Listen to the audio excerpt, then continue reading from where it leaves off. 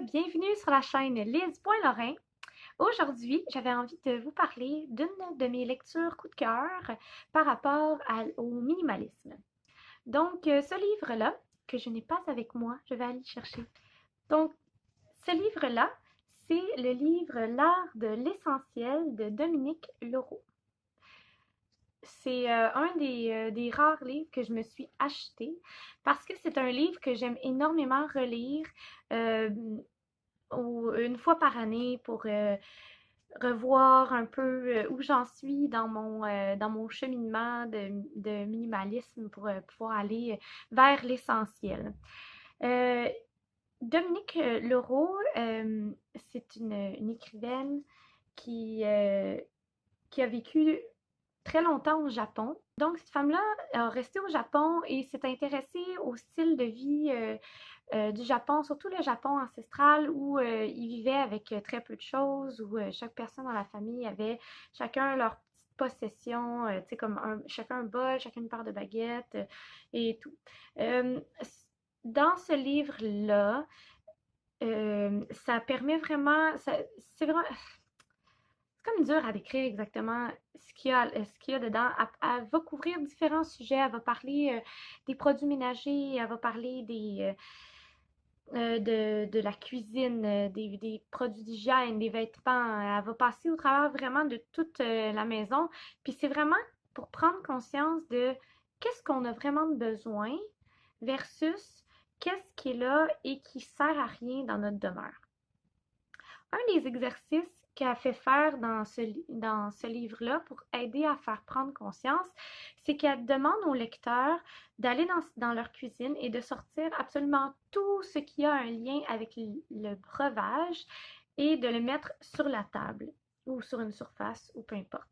La première fois que j'ai fait cet exercice-là, je me suis retrouvée avec, j'avais une table de cuisine ronde dans le temps, donc j'avais rempli complètement ma table de cuisine de différentes choses, là, des verres, des coupes, des tasses, machines à café, plein de choses, là, des thés, des cafés, tout ce que j'utilisais dans ma vie quotidienne ou qui traînait simplement dans mes armoires par rapport au breuvage.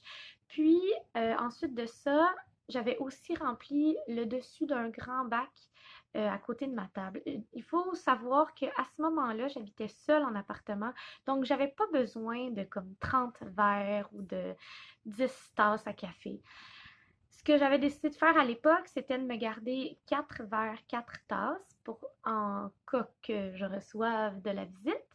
Ce que j'ai fait, donc je me suis gardé un petit peu de chaque chose, mais au fil des ans, les verres ont cassé,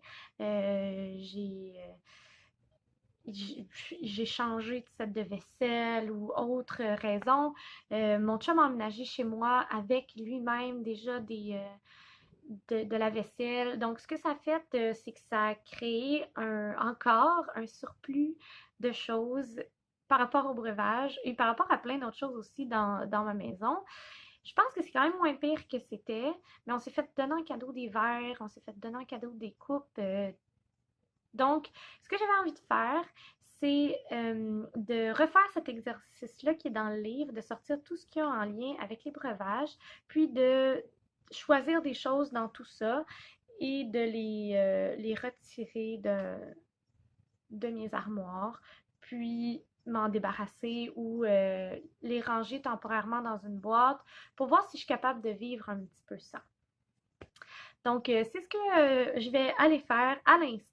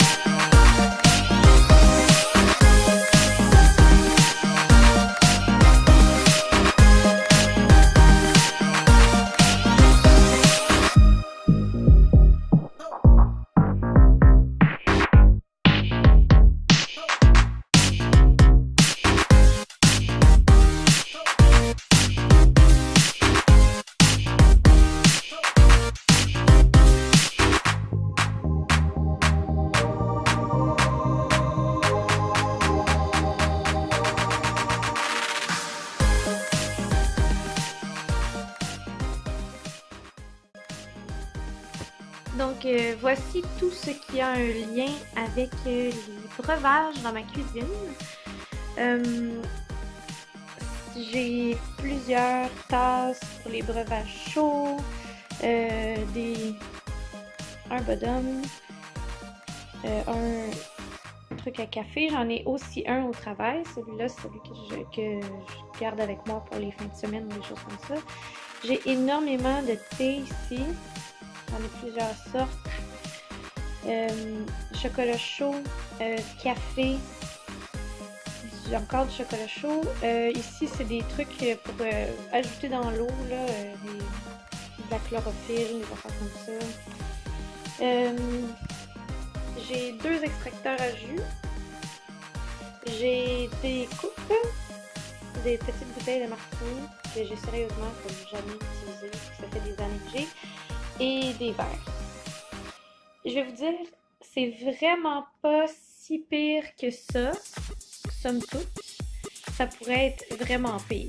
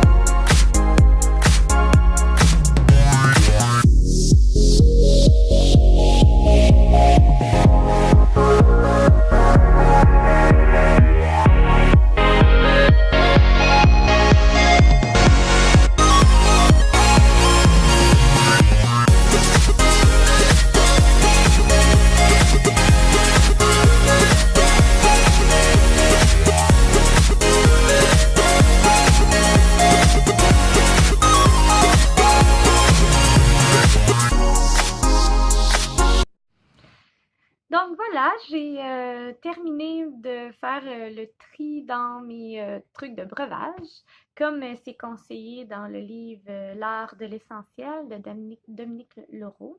Une chose d'ailleurs, les livres de Dominique Leroux ne sont pas tous bons.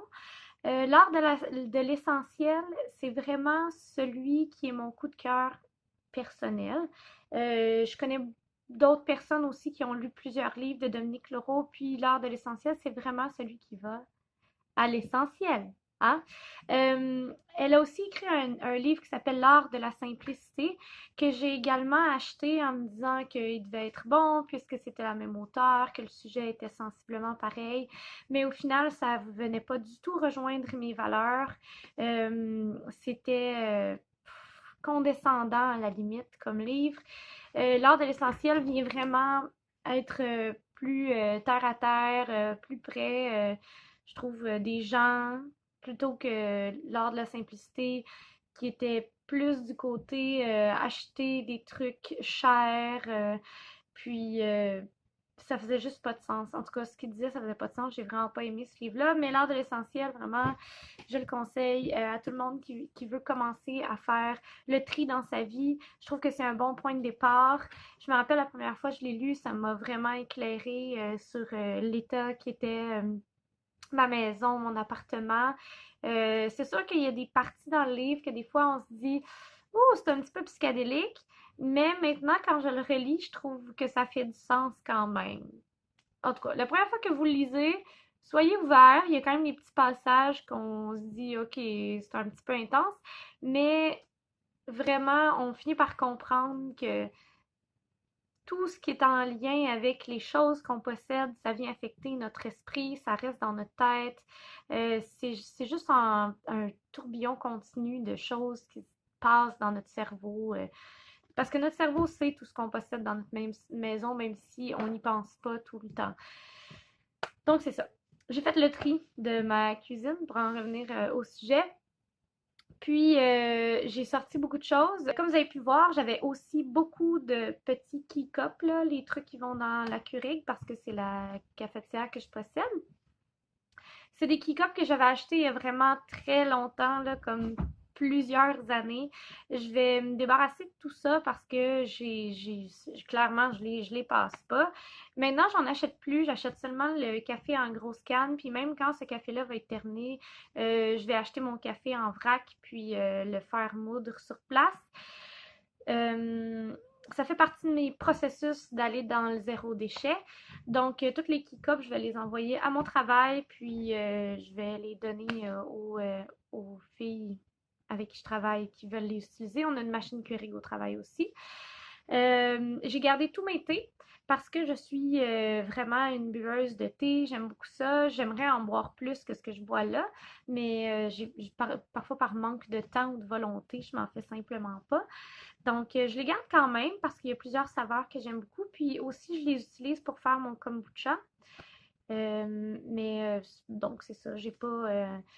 J'en ai pas jeté parce que je sais que je vais tous les passer éventuellement. J'ai quand même gardé 4 verres à eau, 4 coupes à vin. Puis, qu'est-ce que j'ai gardé d'autre? 4 tasses. La préférée à mon copain, puis 2 pour si on reçoit des invités. Au début, je voulais seulement en garder 2, tu sais, 2 verres, 2 coupes, 2 tasses, parce que je me suis dit, ben, on va juste finir par en avoir trop de toute façon, ou je voulais vraiment qu'on aille chacun notre kit, moi puis mon chum, mais finalement, je me suis dit que si des amis à mon chum venaient ou que mes amis venaient puis qu'ils avaient envie de boire un verre d'eau, ce serait comme pratique qu'on aille des verres pour eux aussi. Il faut penser aux invités aussi. Mais pas trop, hein, tu sais, pas 12, là, on s'entend. J'ai une table 4 places, là. Je peux pas avoir plus que 4 personnes en même temps assis autour d'une table. Donc, j'ai gardé 4 de chaque et ça va être ça pour le moment. Donc, voilà, c'était un petit ménage. Là, ce qui me reste, je compte pas le donner parce que je nous connais, on est des casseux de verre et de vaisselle. Je vais simplement les emballer, les mettre dans des bacs, puis ranger les bacs temporairement en hauteur, loin des yeux. Puis, espérer ne pas y retourner. Puis, si on casse un verre, on va pouvoir en sortir de ce bac-là.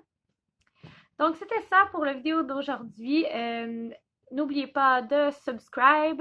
Puis, si vous voulez voir les autres vidéos que j'ai fait, n'hésitez pas à aller voir sur ma chaîne. Je vais laisser le lien du livre en bas. Puis, à la prochaine!